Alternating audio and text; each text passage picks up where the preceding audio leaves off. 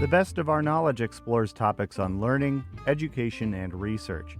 Coming up, many educators will say teaching can be a thankless job. A new app aims to help the entire school community share praise. We'll speak with the CEO of company HiLight. And with the College of St. Rose set to close in June, a nearby college wants to help students continue their studies. I'm Lucas Willard, host of The Best of Our Knowledge.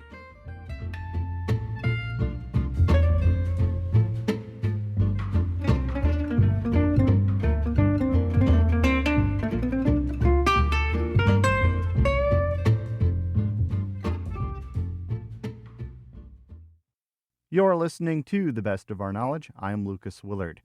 Many educators will say teaching can be a thankless job. Stress and workload in the classroom can lead to burnout. Now, as more technology is being integrated into instruction, a new app aims to help the entire school community, teachers, students, and staff share praise. Claire Smith is a former 7th grade math teacher and a co-founder and CEO of HiLight.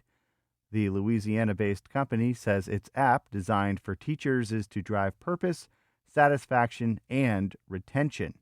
I caught up with Smith to learn more. From my first month as a teacher, I quickly realized that I was going to be unable to do this job without technology. I still don't understand how people did it before.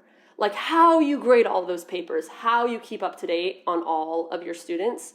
And I've quickly learned that technology was a really easy way for me to make sure all of my students were engaging with me and I could engage with them and that they could engage with each other. So I picked that up very early on. So it was kind of a natural direction for me to want to think about it in tech terms. I had sort of, and most teachers across the country already do this, right? They have some form of shout out practice every day in their classroom. It's completely a best practice. I've in no world whatsoever invented, compliments or shout outs or saying nice things about each other. People have different names. But another thing I learned in that time was that some of my students were really comfortable doing it out loud and some of them weren't. Especially after COVID, people were, a lot of my kids didn't know how to talk to each other the same way. They were really nervous. They were uncomfortable with it. We had masks on, so it just felt weird. So I found that having them write out their compliments silently during their lesson starter was the easiest way to make sure everyone was engaged, right? And everyone could do it and would do it. And then I would go home that night. I'd read through them all. They were all anonymous. And I would then post them the next day so everyone could see them. And they would have written them, they would see them, and then we would read them out loud. After the students in the classroom started doing it, how long did it take for other teachers in the building or other staff members to notice and say, one of my students was talking about this thing that you do at your start of your math class where you read these compliments. How long did it take before the idea started spreading? Yeah, so a lot of little things. So it started in each classroom, right? And of course, kids would send compliments to students in their classroom, right? That's how it would start. And then I would start to hear about how they partnered in English earlier that day and this awesome thing that happened. So I would start to learn about things that were happening way outside of just my class, which was super helpful for me, which is like why HiLight's really helpful for administrators. Like you learn all of this stuff that you wouldn't know. And then I also started writing them out on like whiteboard pads, like whiteboard paper, and posting them outside of my classroom because it was obvious that one of the most powerful things was other kids seeing it and other people seeing it, right? And I started to notice too that some of the compliments started to grow across classes, right? Like kids would start to send them across classes, and then all of a sudden it became cool to like say nice things about people in period 4 and period 6 and period 2, right? So like that quickly became a thing. Like this, it's not just receiving it, right? That's hugely important, and it's not just sending it, which is also hugely important and we don't talk about enough, right? Like learning how to say those nice things. not just students, also adults, but making it visible normalizes it, makes it easier for other people to do when it's not always easy to do, especially for adults. And then by posting it out, normalizes it and shares it with other people, so more people start to do it, and then you're more likely to get them, so you're more likely to send them, and teachers would see them, other teachers or the custodians would see them posted outside my classroom, and then they started, I don't know, I sort of was like, students also would post a lot, would send nice things to me, which I would never post, right? And then I was sort of like, that does feel good, I should do it for someone else. So it sort of felt like a natural next step. The return from COVID lockdowns was like a reintroduction to social society. I think we all had to do a little relearning after being separated for so long. And, we're adults talking about this, but I can't imagine how hard it was for students. So do you think that having this tool and encouraging communication caught the students in what began in your seventh grade math classes, caught them up before maybe students in other classes or other schools just by having this simple tool? Yeah, I do. I think, all of the research shows that a positive learning environment is critical to student performance. And, teacher relationships with students are critically important, and we need teachers to feel well in order to have those strong relationships. But students need to feel safe with their classroom, with the rest of their class. They need, in order to be collaborative and learn from their peers and be in a place where they can fully achieve everything they want to achieve, they need to feel connected and wanted and that sense of belonging. And there was no way to have that. Like, it was hard already in school to have that before COVID. And then it literally was like, you can't share markers. You can't sit near each other. Masks on, don't even look that way because you're breathing in the wrong direction, right? So it took all of the problems that already existed in making it challenging to build connection in a classroom and exacerbated them tenfold. So it kind of was like, well, we have to focus on this. This has to be a priority because we will not, until these kids feel comfortable sharing and learning and thinking about actual math, they need to feel safe in this environment.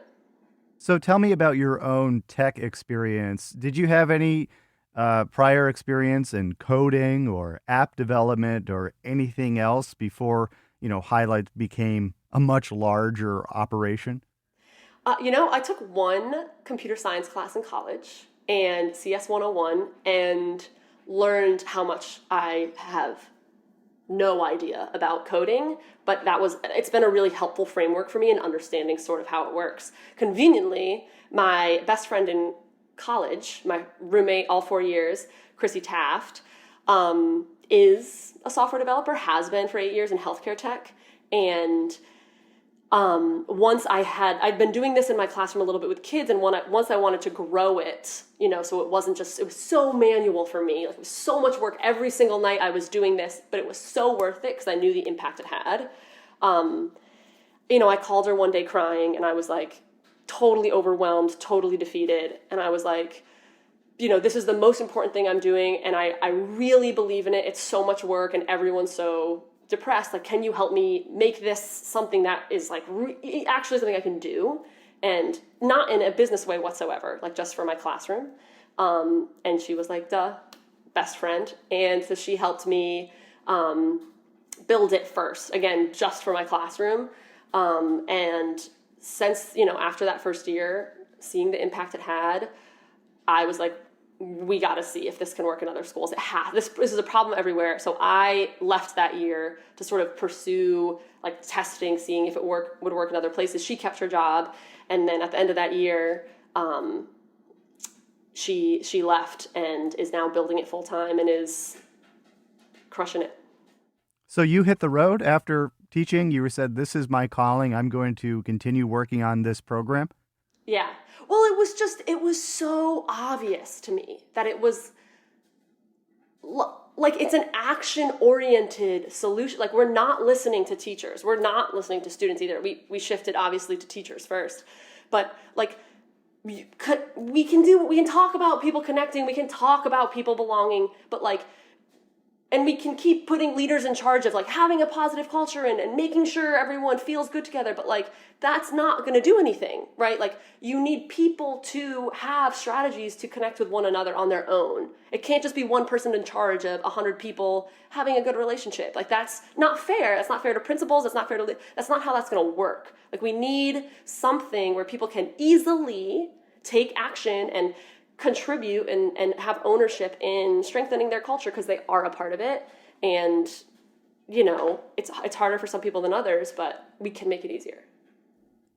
So it's now 2023. So it's been a couple of years since this project started. How many school districts have partnered with HiLight to use the technology in their schools?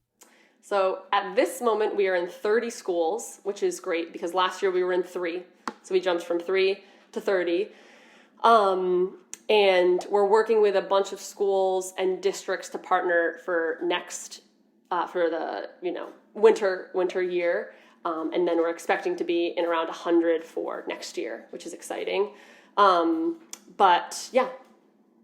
So let's talk about the app itself, because we're talking about the mission and we're talking about the benefits, but I want to know actually about what the program looks like, because I've heard comparisons of HiLight to actually the social feed of Venmo, the money sharing app, where you get a little peek into what your friends are doing when they're sending money to each other for utilities or a slice of pizza or a dinner out or something like that. I've also sort of heard a comparison to Twitter. What do you compare it to? Yeah, I love that because one of our goals is to be as easy as social media, right? Because it does come naturally, and the teachers are, I read this morning that the average teacher is using 42 different ed tech platforms right now, which is ridiculous. And we're not trying to be we want this to be simple. We emphasis on the social, right? We want this to be something that brings people together. But so I think in that way we're a lot like Instagram, except that we're not photos, so I shouldn't say that. So Twitter, so more like Twitter, we're not yet photos, more like Twitter, a little bit like LinkedIn, just because the feed piece, and Venmo because the feed piece. How we're not like social media is we don't do comments and we don't do likes, and there's no private messaging at this time.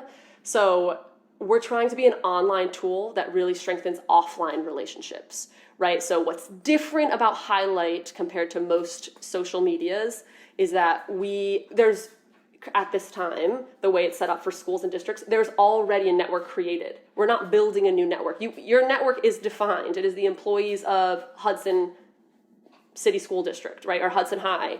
And instead of being one where you're like posting to gain new and build beyond and find people who aren't in your network, like you're posting with people who are already there. So we don't need, all the comments. You can have those conversations in the hall because you're going to see each other later, right? You're going to walk by each other on your way to bus duty. But you might not have something to talk about if you have no way of seeing that, right?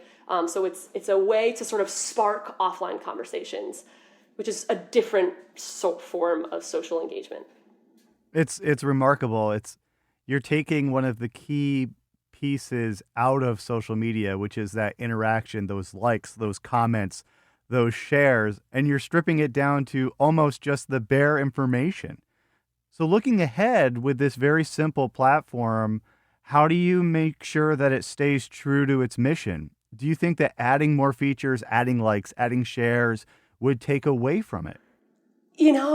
We are really, really trying to listen to teachers who are actually using it, right? Because again, I was a teacher using a very different sort of basic version of this. I've never been one using this, extreme one.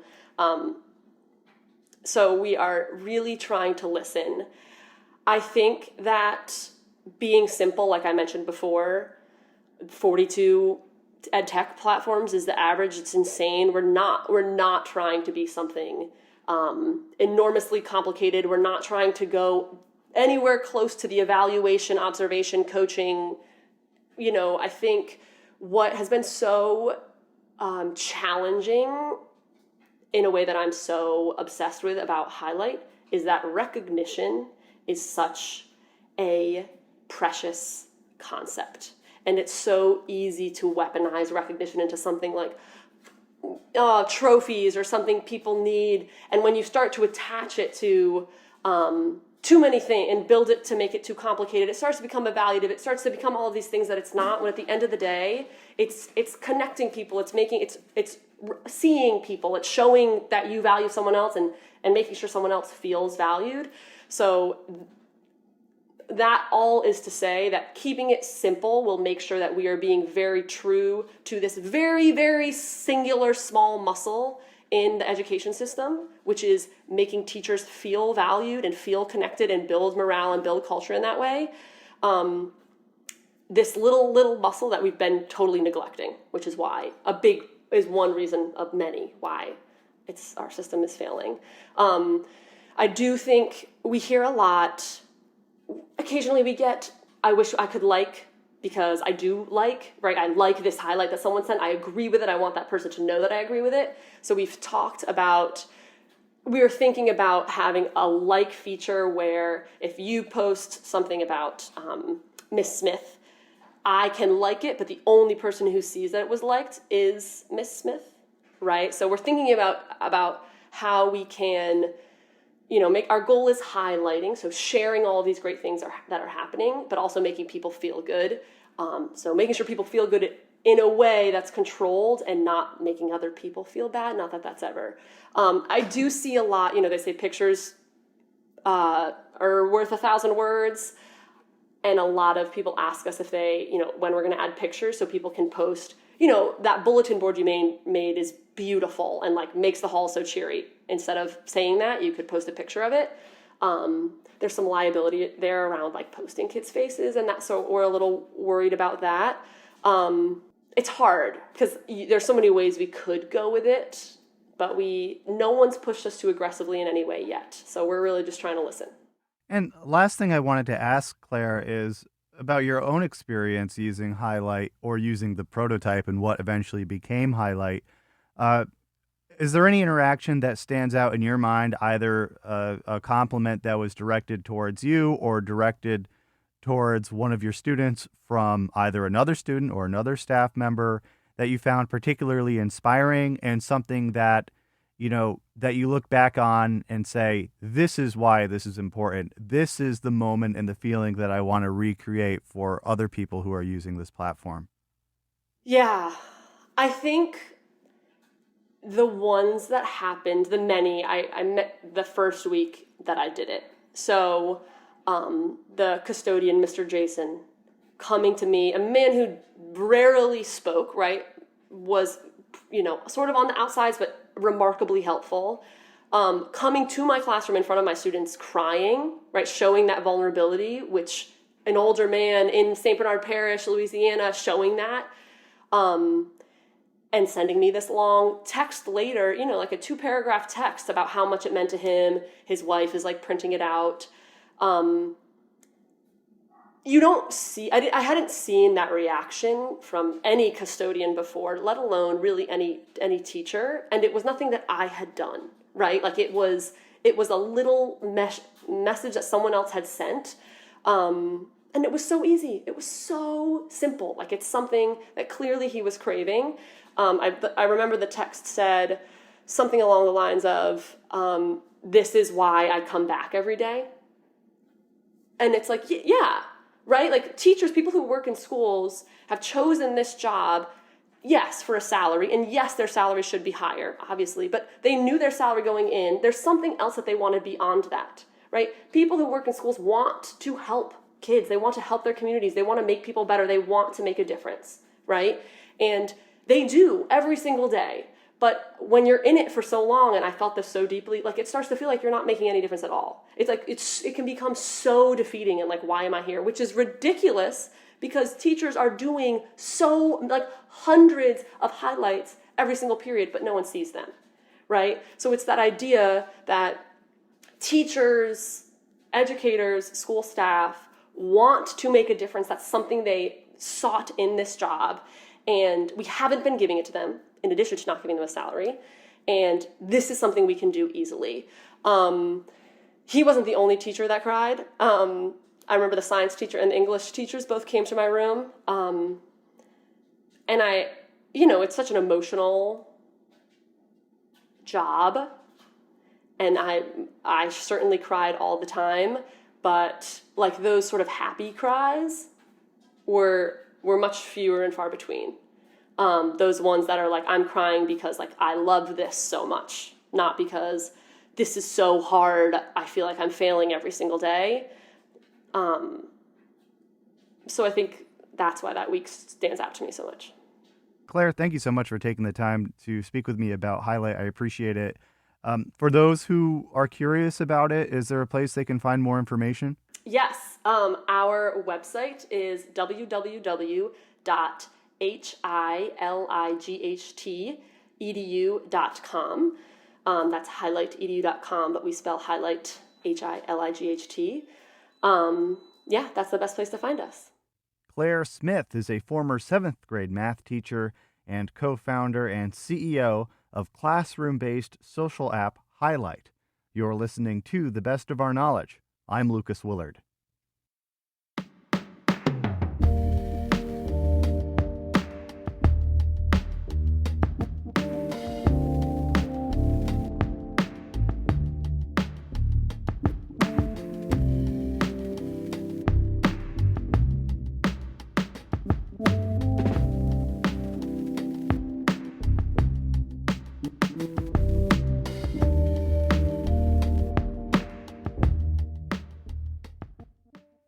Last week on The Best of Our Knowledge, we brought you news about the closure of the College of St. Rose, a private liberal arts college in Albany, New York.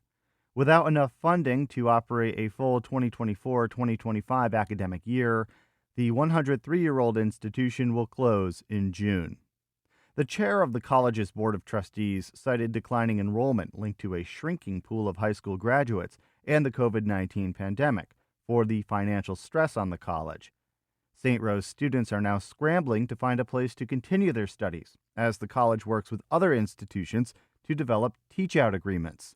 Though formal agreements had not yet been announced, Russell Sage College reached out to students. The private school, which has campuses in Albany and Troy, New York, recently held an information session. The Best of Our Knowledge's Samantha Simmons reports. With the private college confirming it will close after the 2024 spring semester, discussion about teach-out plans has ramped up. An institution must provide teach-out plans to its accrediting body on how it will assist students as it plans to close. They often include agreements with other institutions to ensure as smooth of a transition as possible. Though not required for a student to transfer, the agreement may help students receive more credit transferability and financial aid than a typical transfer student would. While no formal agreement is in place, Russell Sage is hosting information sessions for students to learn about their options. Katie Cooney-Lesko, Vice President for Enrollment Management at Russell Sage, says she is heartbroken for the community. Colleges have transfer students all the time, but we felt that it was important before break to be able to get the right information to the students about how transfer processes work, helping support St. Rose, clarifying what a teach-out agreement would look like, helping students, reassuring students to be able to stay at St. Rose for the spring semester if that's what they want to do for their choice. Cooney-Lesko says after reviewing policies, the private college with Albany and Troy campuses will match financial aid offered at St. Rose and has other scholarships available. We're less expensive than St. Rose and an affordable option for students. We have strong merit scholarships for the undergraduate experience. The graduate school, we actually have a low cost as well. And so making sure students understand that transferring also can come with a strong merit scholarship and that we will make it affordable. We will help students try to make it affordable for the families. Really does matter. Meanwhile, Congressman Paul Tonko, a Democrat representing the 20th District, says federal support for St. Rose is not off the table. He spoke on WAMC's Congressional Corner. They were an essential economic multiplier and a resource for higher education. So we'll continue to work with their team to see if there's any possible way that we can provide from a federal perspective any assistance that would enable them to go forward with some sort of format. The closure not only affects students, businesses in the area have expressed worry about more than 80 St. Rose buildings downtown clearing out. Cooney Lesko says with the large pool of colleges and universities in the region, many students may choose to stay in Albany. If we at Russell Sage don't have the major, then University of Albany could, Siena could, RPI might be able to, Albany College of Pharmacy. So there's so many institutions that are in our area. I think that the students, given the information and the time to look, they will be able to find a transition and then be able to stay in that Albany community. Speaking with WAMC following the announcement by St. Rose College President Marcia White, students said they doubted there would be a sincere effort to help them transition. Bella Nicotina, a sophomore studying early childhood and childhood education, says students were not given a chance to express their concerns. All they did was talk about how the college did what they could, but they didn't talk about what happens to us who have to find another college, like, who aren't graduating. Like, everybody's like, oh, thank God I'm not graduating next semester. What about me?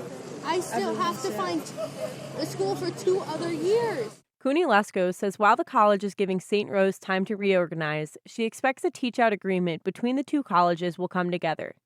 The college plans to hold more information sessions in the coming months. St. Rose says it will continue operating through the first summer session, and spring sports teams will compete as scheduled. It says dorms, dining halls, and other campus services will be active through the closure. The final graduation ceremony will be held May 11th. The college says it is working with a number of institutions to finalize teach-out agreements to smooth the transfer process. Reporting for the best of our knowledge, I'm Samantha Simmons. Russell Sage College says it offers 14 bachelor's degree programs that align with programs at the College of St. Rose. The institution notes that many former students enrolled at Russell Sage College when St. Rose discontinued several academic majors in 2020. Russell Sage says it will accept all earned credits with a grade of C- or better, and that tuition costs at Russell Sage will not exceed the cost of tuition at the College of St. Rose. The Middle States Commission on Higher Education, an organization that performs peer evaluation and accreditation for private colleges in several states, says institutions are required to submit written, comprehensive, and implementable plans and agreements for review and approval prior to implementation.